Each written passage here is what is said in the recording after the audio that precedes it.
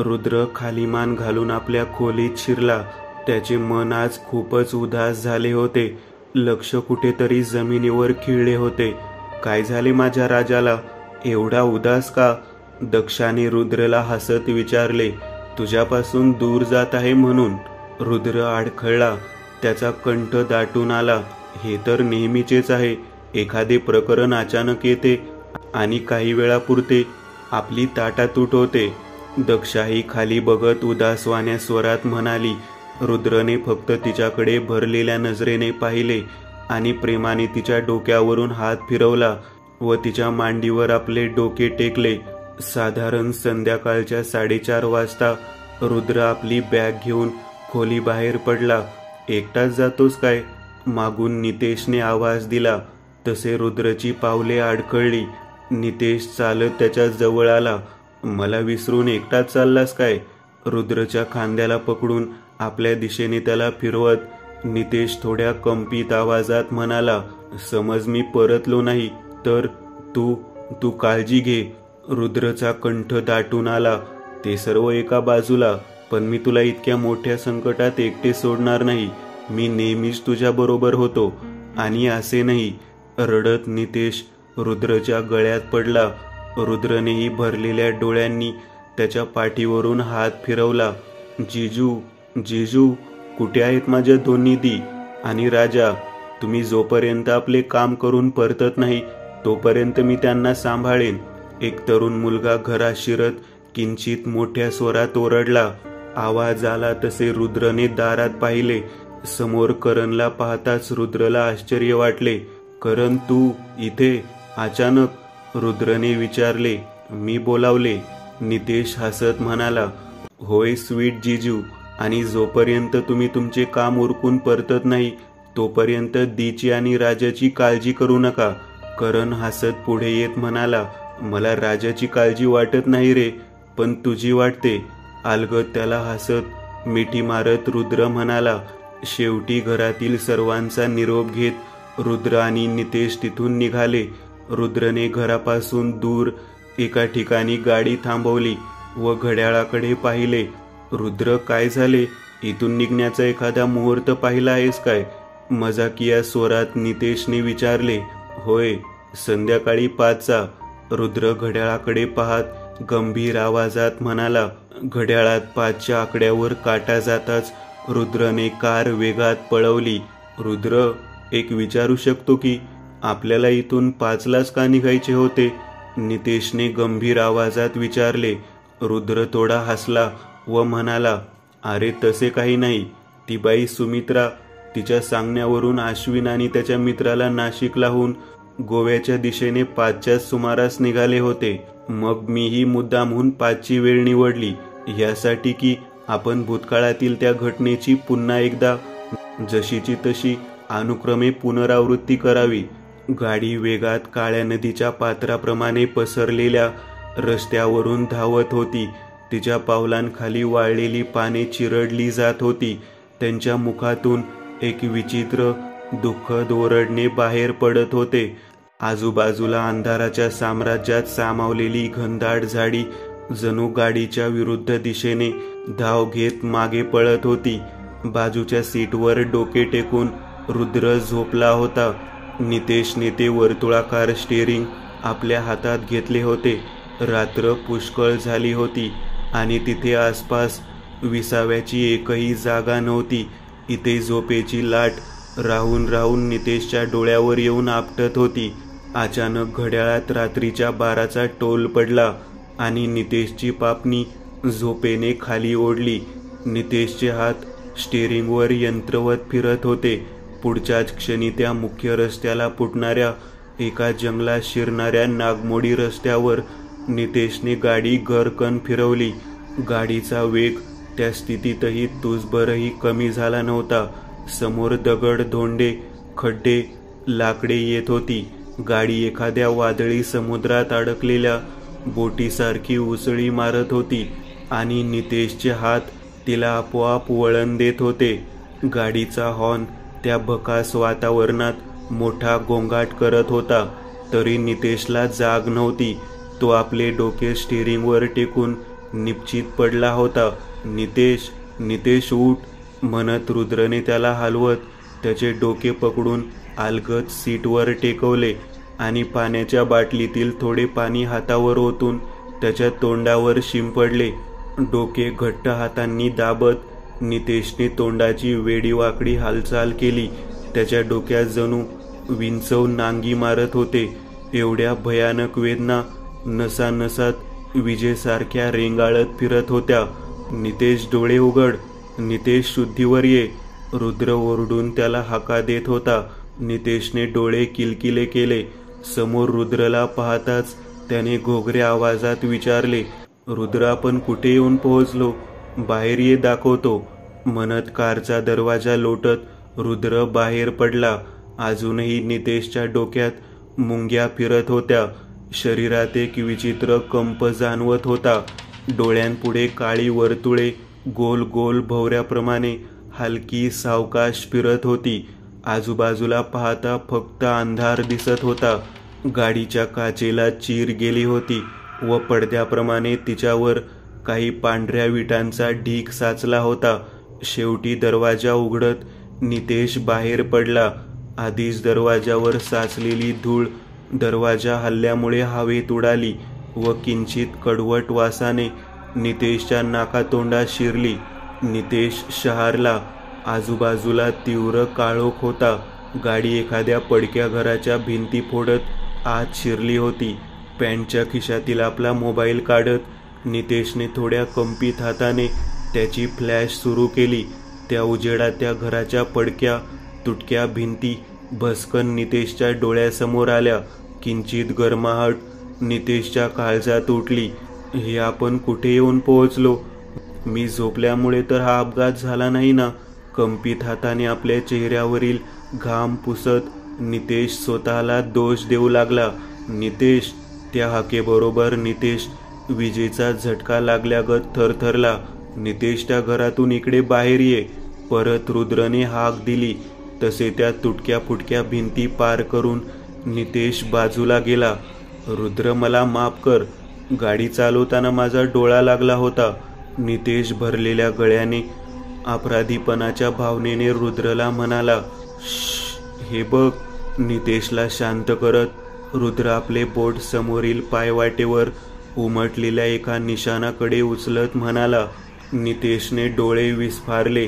ते धुंदळे धुंदळे निशाण हळूहळू त्याच्या डोळ्यातून सरकत मेंदूत भिनले. त्या धुळीने भरलेल्या रस्त्यावर काही पावले उमटलेली होती. थोडी उलटी भासत होती. उलटी? नाही. असे कसे होऊ शकते? असे कसे होऊ शकते? नितेश स्वतःला समजावत बोलला.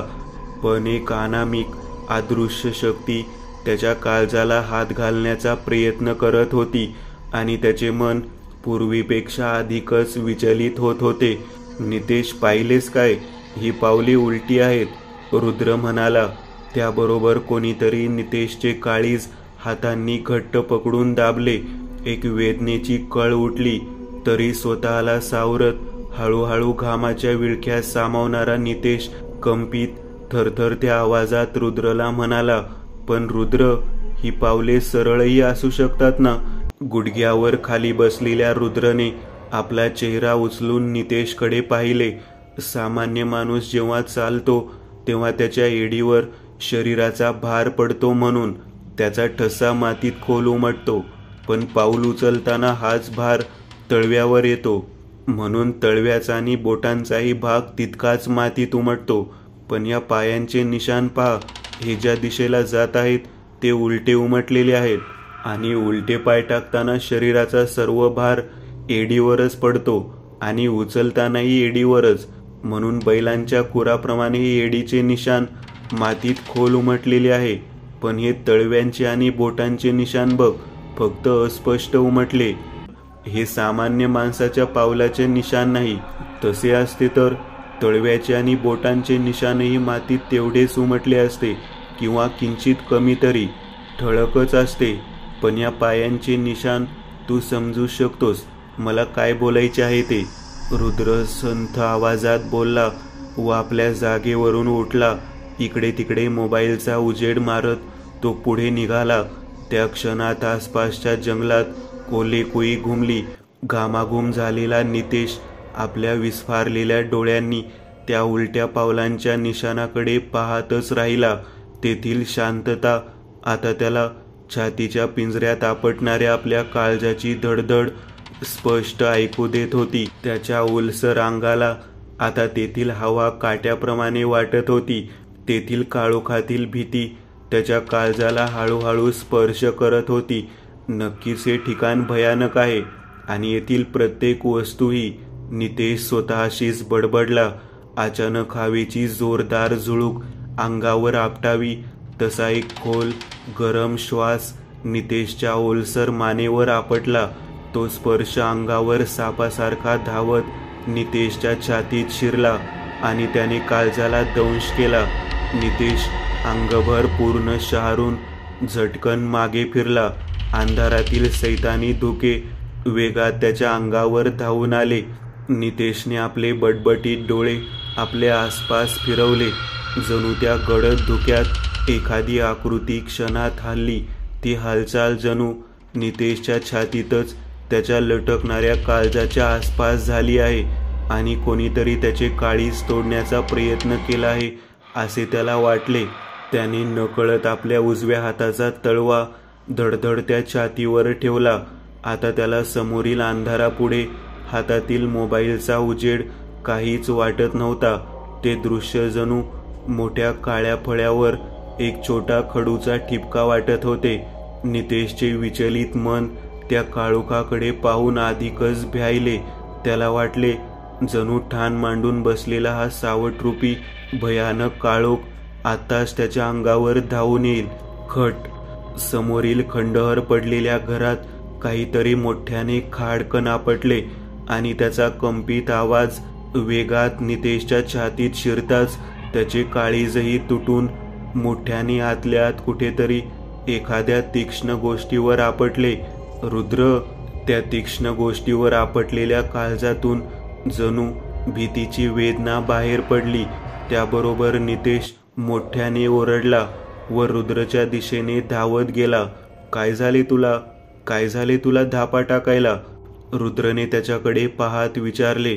नितेशला जणू दम लागला होता. श्वास घेऊ की बोलू की औंढा गिळू असे त्याला झाले होते. त्याच्या घामाघूम अवताराकडे बघता रुद्रला नवल वाटले. त्याने आपल्या जवळील पाण्याची बाटली त्याला दिली व सावकाश त्याला खाली एका दगडावर बसवले. भीतीच्या जोरदार लागलेल्या झटक्याने नितेशचे हृदयच उलते पालते झालेले होते. तू इतक्यातच घाबरलास काय? मग अश्विन आणि त्याच्या मित्राला कसे शोधायचे? रुद्रने नितेशला विचारले. नितेश घटाघट गार पाणी प्यायला. तेव्हा कुठे त्याच्या भीतीने तापलेल्या जीवाला बरे वाटले. काही खाणार काय? रुद्रने त्याला विचारले. नाही, नको. तसे इथे बसून काही खाण्याचा प्रयत्न केला तरी ते घशात उतरणार नाही. खूप भयानक ठिकाण आहे हे. इथे अश्विनला कुठे शोधायचे? कंपित आवाजात नितेशने विचारले. शोधणार तर नक्कीच सापडणार. चल पुढे, म्हणत रुद्र जागचा उठला. नितेशही लगबगीने त्याच्या मागावर चालला. गावची काळी गडद आकृती अंधाराच्या कुशीत लहान लेकरासारखी पहुडलेली होती. तरी ते खंडहर गाव एखाद्या शरीराविना हाडांचा कंकालच भासत होते. तो कंकालही काही प्रमाणात भयानक असतो, पण त्यापेक्षाही गाव भयानक होते, कारण हे निद्रिस्त नसून जिवंत श्वास घेणारे भयानक ठिकाण होते. अंधारातून धुके जणू मिश्किलपणे हसत अंगावर धावून येत होते. त्या पडक्या घरांच्या सावल्या जणू अंधारात लपलेल्या भूताप्रमाणे डोकावत होत्या.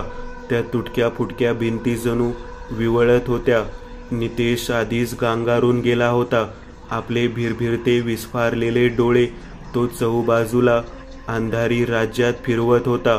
काय कोणास ठाऊक या अंधारात कोण लपून बसलेले असेल आणि केव्हाही अंगावर धावून येईल.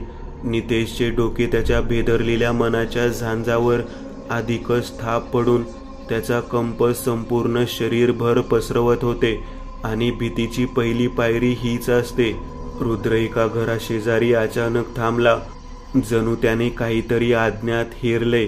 त्याबरोबर नितेशही एकदम अचानक थांबला, पण पावले अद्याप त्याच्या पाठीमागून वाजत होती. कोणीतरी भाला छातीत खुपसावा व हृदयाला चिरून आरपार जावा तेवढी वेदना नितेशच्या छातीत उठली. तो झटकन मागे फिरला. वाढलेल्या श्वासोच्छ्वासावर नियंत्रण करत नितेशने काळोखात आपली नजर रोवली. त्याची नजर जिथपर्यंत जात होती तिथपर्यंत फक्त काळोख होता. हातातील मोबाईलची फ्लॅश तर फक्त काही पावलांवर वर्तुळाकार पसरलेली होती, पण त्या सीमेपलीकडे अंधार आपले पाय रोवून उभा होता. हवेची थंड झुळूक मंद आवाजासोबत एक वेगळाच दर्पही घेऊन नितेशच्या शरीरावर आपटत होता. त्या तीव्र अंधारात जणू काळपट काहीतरी हलले. त्याबरोबर नितेशचे काळीजही आपल्या जागेवरून सरकले. त्याने आपले डोळे विस्फारून थरथरत्या नजरेने समोर पाहिले. हवा गार पडली. सर्व क्षण जागचे पाय अडखळून थांबले. क्षणभर सर्वच एकदम शांत झाले. त्याच वेळी नितेशच्या कानात मंद पण भयानक हसण्याचा आवाज घुमला. तो सरळ नसानसात भिनला. त्याने शरीरावरील प्रत्येक केसही उभा केला. काळजाचे तर जणू तुकडे होऊन पडले. नितेशने घामाघूम होऊन आजूबाजूला पाहिले. भास झाला म्हणत तो पटकन रुद्रच्या दिशेने फिरला, पण तिथे रुद्र सोडाच, पण काळे कुत्रेही नव्हते. त्या धक्क्याने नितेशच्या काळजाला काहीतरी चिरत निघून गेले. नाहीतर फक्त तोंडातून किंकाळी छाती घट्ट दाबत नितेशने स्वतःला सावरले. रुद्र कुठे आहे? कापऱ्या मनाने व धडधडत्या काळजाने नितेश पुढे प्रश्न उपस्थित केला. त्या चिखलाप्रमाणे घट्ट अंधाराला चिरत त्याची नजर समोरील एका घरात शिरली. हलका प्रकाश बाहेर पडत होता. सोबत एक मानवी सावली थरथरताना दिसत होती. रुद्र समाधानाने हसत नितेश त्या दिशेने धावलाच. फुटक्या दारातून चरचर पावले वाजवत नितेश आत गेला. समोर रुद्रची पाठमोरी आकृती होती. मोबाईल भिंतीलगत उभे ठेवलेले होते, त्यामुळे रुद्रच्या पुढील भागावर उजेड होता, तर पाठ काळोखात होती. रुद्र, मला एकटे टाकून पळतोस काय? किती घाबरलो होतो मी, म्हणत नितेशने रुद्रच्या खांद्यावर हात ठेवला, पण रुद्रची काहीच प्रतिक्रिया नव्हती. नितेशला विचित्र वाटले. आपण जणू सापावर हात ठेवला तसा अचानक त्याने झटकन हात मागे खेचून घेतला. नितेश थरथरला व धडधडत्या काळजाने 2 पावले मागे सरकला. समोर जो कोणी आहे, पण हा खरोखरच रुद्र आहे ना? स्वतःलाच प्रश्न विचारत नितेशने आपली पावले सावकाश रुद्रच्या दिशेने उचलली. त्या प्रत्येक पावलाबरोबर हृदयाचे ठोकेही वाढत जात होते. नितेशने रुद्रला गाठले. त्याने हळूहळू आपली मान रुद्रचा चेहरा पाहण्यासाठी पुढे केली. रुद्रच्या शरीरावरून एक विचित्र पण थोडा घाण वास निघून नितेशच्या नाकात शिरत होता, जो वास आजपर्यंत नितेशने कधीच अनुभवलेला नव्हता. कानाची पाळी, मग अंधुकसा गाल आणि डोळे विस्फारत नितेश पुढे डोकावला. रुद्र, रुद्र तूच आहेस? होय तूच आहेस. रुद्रचा चेहरा पाहताच नितेश आनंदाने ओरडला व त्याने नजर भिरभिरवत खाली आणली. तोच त्याचे शरीर एकदम शहारले. रक्त थंड पडले. हृदयाने तर धडधडणेच बंद केले. थरथरत्या शरीराने आपले विस्फारलेले डोळे अधिकच मोठे करत नितेशने स्वतःला थोडे मागे लोटले. त्याची नजर धोका खात नव्हती की रुद्रचे पाय उलटे होते. हे काय आहे रुद्र? थरथरत्या हृदयातून निघालेल्या कापऱ्या आवाजात नितेश काहीतरी बोलला. उत्तराच्या अपेक्षेने त्याने आपली नजर रुद्रच्या चेहऱ्याकडे उचलली आणि एक जोरदार किंकाळी त्याच्या तोंडून फुटली. रुद्रचा चेहरा पूर्ण विद्रूप, सडलेला आणि भयानक झाला होता. एक मंद पण काळजाला घाम फोडणारे हास्य रुद्रच्या तोंडातून निघून दगड बनून उभे असणाऱ्या नितेशच्या कानात शिरले. ती किंकाळी ऐकून रुद्र झटकन मागे फिरला. त्याला ओळखायला वेळ लागला नाही की ही किंकाळी नितेशची आहे आणि समोरील काळोखाने भरलेल्या घरातून आली आहे. रुद्र क्षणात त्या घराच्या दिशेने पावले उचलली. तो घरात शिरतो न शिरतो तोच त्याच्या हातातील मोबाईल बंद पडला आणि जोरदार वाऱ्यासोबत कोणीतरी विचित्र स्वर काढत जोरात त्याच्या शरीरावर येऊन आपटले. रुद्र धाडकन त्या घराच्या तुटक्या दाराच्या फळीवर तोल जाऊन आपटला. खाडकन फळी फुटली व रुद्र बाहेरील काळोखात वेगात आपटला. रुद्रने उठण्याचा प्रयत्न केला, पण त्याला जाणवले डोळ्यात आग लागल्यागत डोळे जळत आहेत. तो आपले डोळे उघडू शकत नव्हता. दोन्ही हातांच्या तळव्याने आपले डोळे चोळत असहाय्यपणे रुद्रने किंकाळी फोडली. त्याच्या मेंदूने आपल्या पाठीवर असलेल्या बॅगेतून पाण्याची बाटली काढून त्या पाण्याने डोळे धुण्याची आज्ञा केली. तसे रुद्रने झटकन पाठीवर लावलेल्या बॅगेकडे आपला हात घेतला.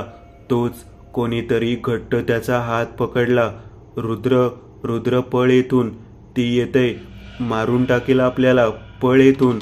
ओरडत नितेशने रुद्रला ओढले. नितेश, एक सोड, नितेश सोड मला. हा नितेशच आहे आणि आपल्याला ओढत आहे. त्याच्या स्पर्शावरून रुद्रने ओळखले होते म्हणून तो म्हणाला, पण नितेशने आणखीनच जोरात त्याला ओढले. नितेश, सोड मला, काय झाले तुला? डोळे घट्ट बंद करून रुद्र आपला हात सोडवण्यासाठी झटके देऊ लागला, पण नितेशची पकड अधिकच घट्ट होत जात होती. काय कुणास ठाऊक, पण आज नितेश शरीरात एक अनामिक अदृश्य शक्ती संचारली होती. रुद्रच्या पायाला ठेचकाळत होते. त्याचे पाय वेडेवाकडे पडत होते.